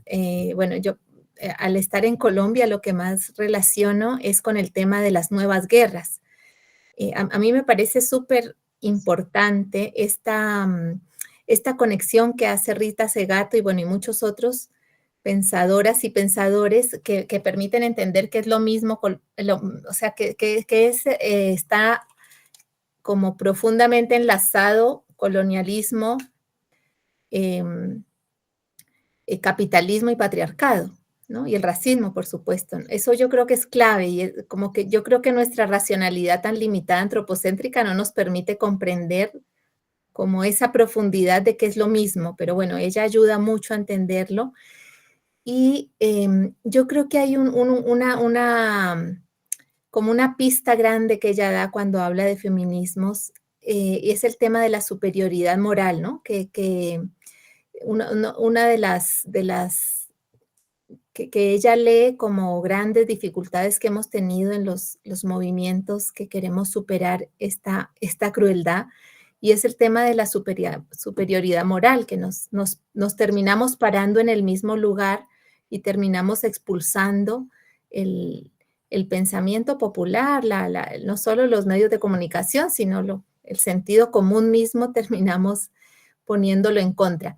Y ella habla de las nuevas guerras que ella habla, que creo que a mí me ayudó mucho a entender esto de esta sensación, como decía Marcelo, de estar siempre en guerra, pero hay algo diferente y ella, una de las características de las nuevas guerras, además de esta cosa espectacular de la crueldad, de esta, es el que no se puede entender por ideología. Y le preguntan ahí en la entrevista eso, ¿no?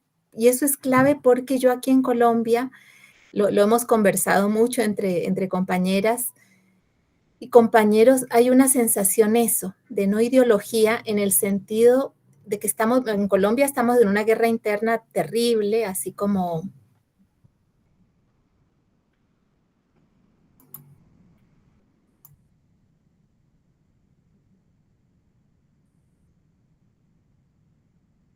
Cortó.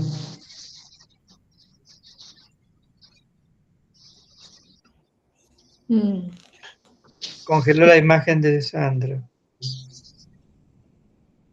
Bueno.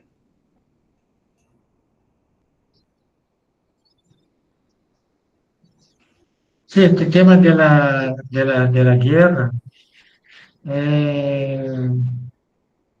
claro que es de una otra perspectiva, ¿no? Me recordó un texto de Fanon que se llama Sobre la violencia, que incluso Hannah Arendt hizo una crítica muy fuerte, diciendo que Fanon era a favor de la violencia y tal, pero ahí está una reflexión muy interesante, ¿no? Desde su punto de vista, que es que no había otra manera de cambiarla, es como devolver el tema para los opresores, ¿no? La única forma era luchar contra la violencia. Bueno, es un texto muy interesante. Creo que hay un video también que Spivak, incluso la Spivak que hace la introducción del video, del documental. Quiero comentar eso, porque no es que la guerra que dijo Krenak, no es producir muerte, producir dolor, es luchar por su existencia, ¿no? Es luchar por su humanidad, existir en medio de la diferencia, ¿no? Como uno más. Distinto de la violencia de los colonizadores, por ejemplo. Es algo distinto. Bien.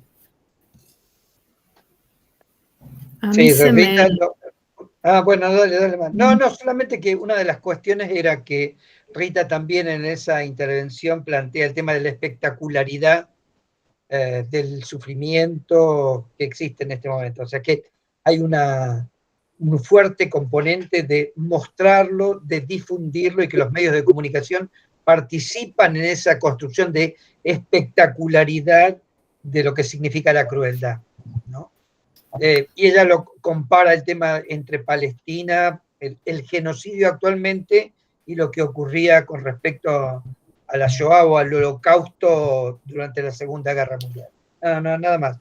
Y una sola cosa, el tema de seguir pensando en otros actores o darle constitución como actor dentro del trabajo en salud también. Y eso me parece que es un punto importante para pensar en lo intercultural y en la construcción del discurso intercultural también, ¿no?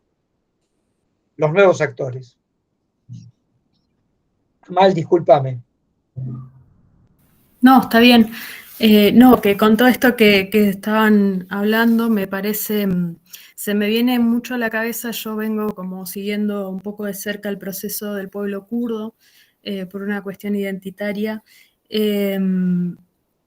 Y la verdad que también a mí me ha ayudado a repensar y replantear los procesos interculturales en ese sentido político, muy, muy distinto. También pasa con el pueblo zapatista, que tienen otros procesos muy diferentes, autónomos de por sí.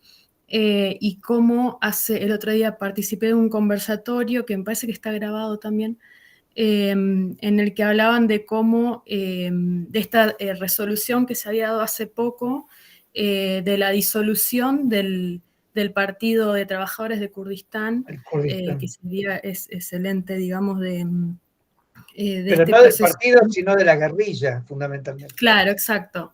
Del abandono de la lucha. De la lucha armada, la lucha armada. Armada, exactamente. Como de conciliación con el Estado. Entiendo que es el Estado turco solamente y no todos no los 4 estados en el cual se encuentra el pueblo kurdo, pero me parece también un proceso interesante también de analizarlo internacionalmente, de cómo todos los pueblos de alguna forma van cambiando sus luchas, sus métodos, sus herramientas, también como a veces se abandona un poco la lucha o las formas por una cuestión de que el ente colonizador es un poco más grande y más complejo, eso también es otra cuestión. Bueno, me parece también un proceso súper interesante para traer. Sí. Mandanos por el email ese conversatorio.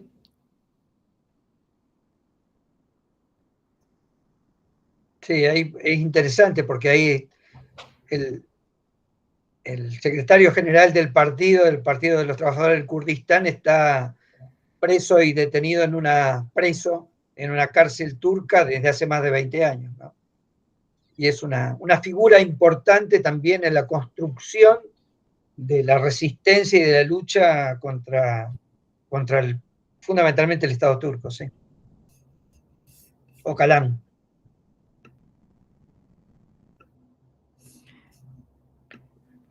Sí, lo que me parece también el tema ese del grupo de mujeres kurdas que hay en un área, las luchas de las mujeres kurdas armadas y defendiendo el territorio.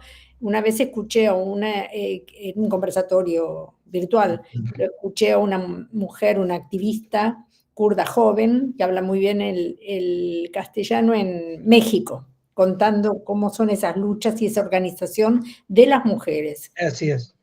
Es súper interesante. Sí.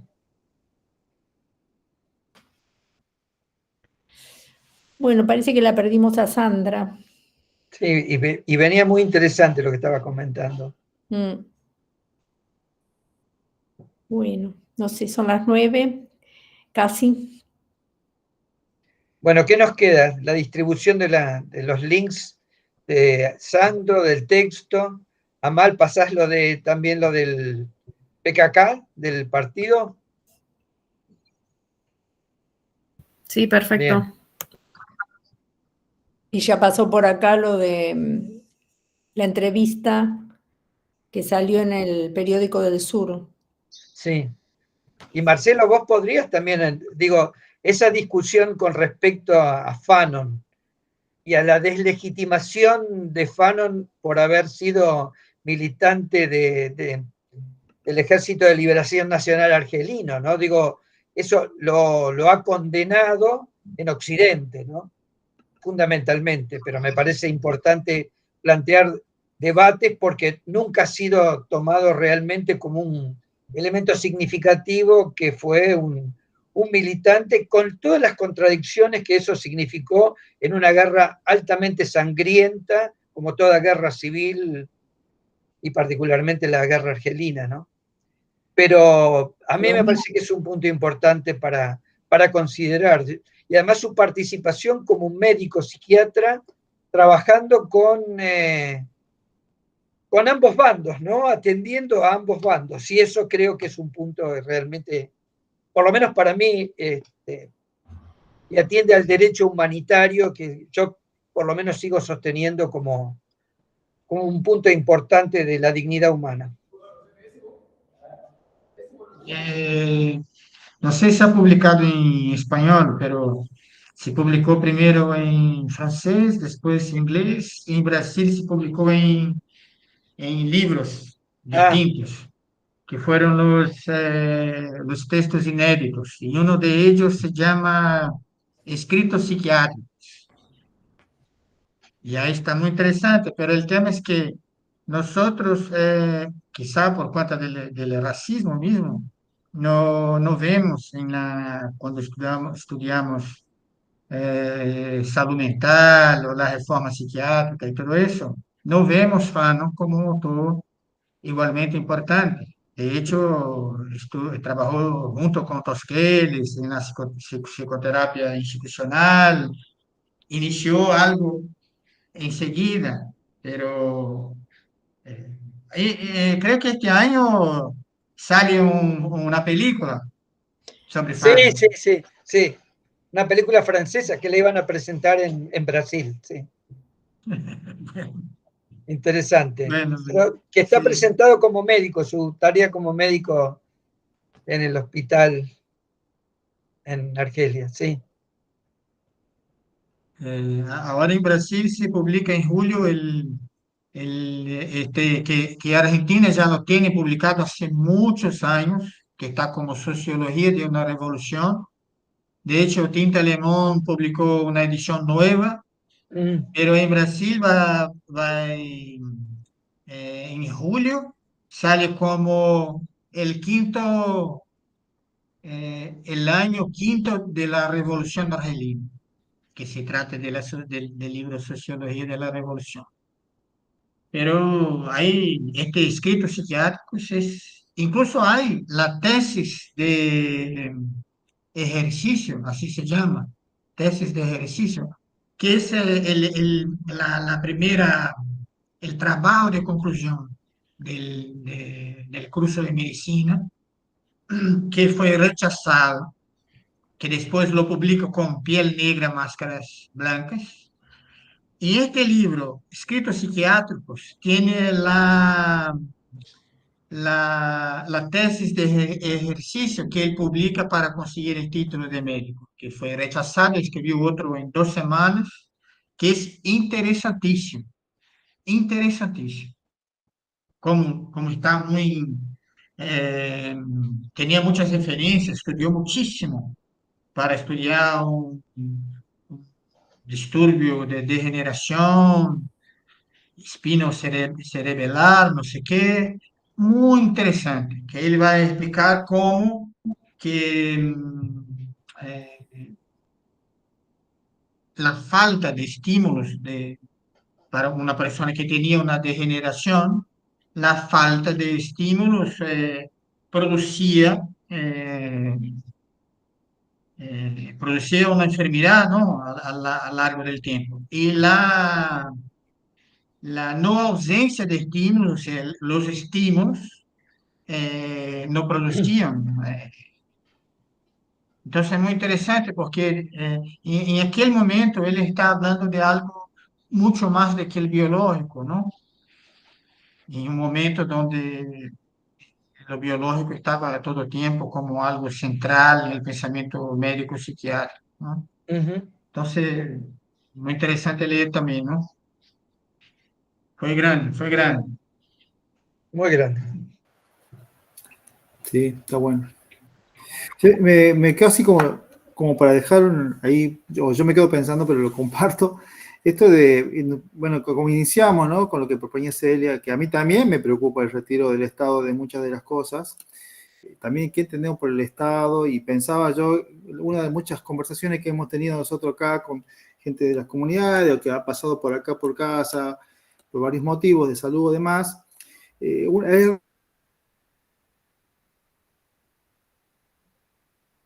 Sandro.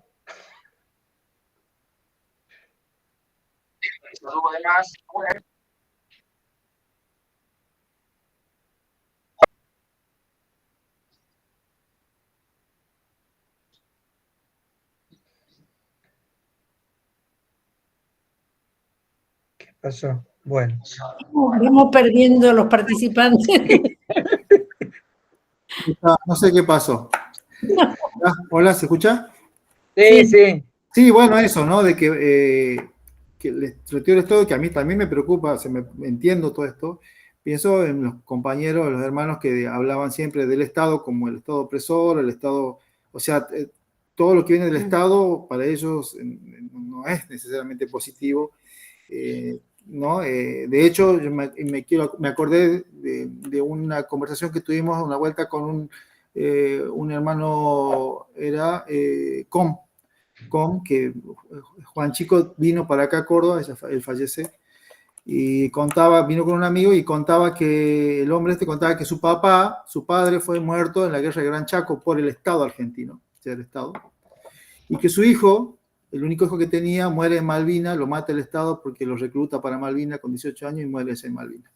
O sea, en esa persona estaba el Estado, digamos, desde otro lugar, y en general, digamos, las conversaciones que hemos tenido con mucha gente de las comunidades, el Estado siempre ha sido el problema, digamos, para las comunidades indígenas. Entonces, también, como para ampliar la mirada que hay del Estado, que tenemos del Estado, que por ahí nosotros estamos en una posición, digamos, donde leemos una cosa distinta a la que pueden leer los hermanos de las comunidades.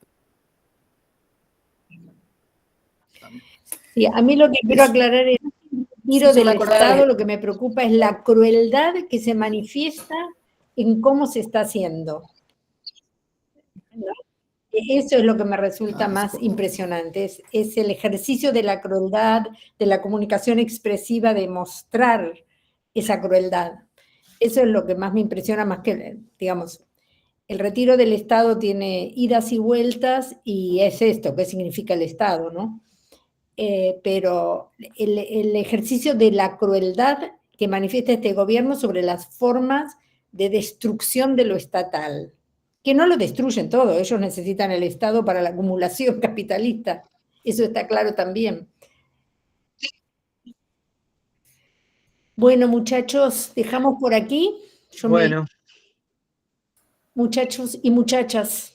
Se ve que alguien nos va interceptando en las redes cuando hablamos también. No quieren que sigamos más, que no opinemos más. A ver si hacemos una revolución. Y Sandra no volvió, por lo menos nosotros vamos y venimos y se nos corta. Había dicho que era un territorio un poco peligroso. Eso parece. Sí, está bueno. Bueno, gente, compañeros, compañeras. Nos vemos. Bueno, nos vemos. Lindo. Un abrazo. Un abrazo. Nos vemos. Nos vemos, queridos. Chao, chao. Hasta luego.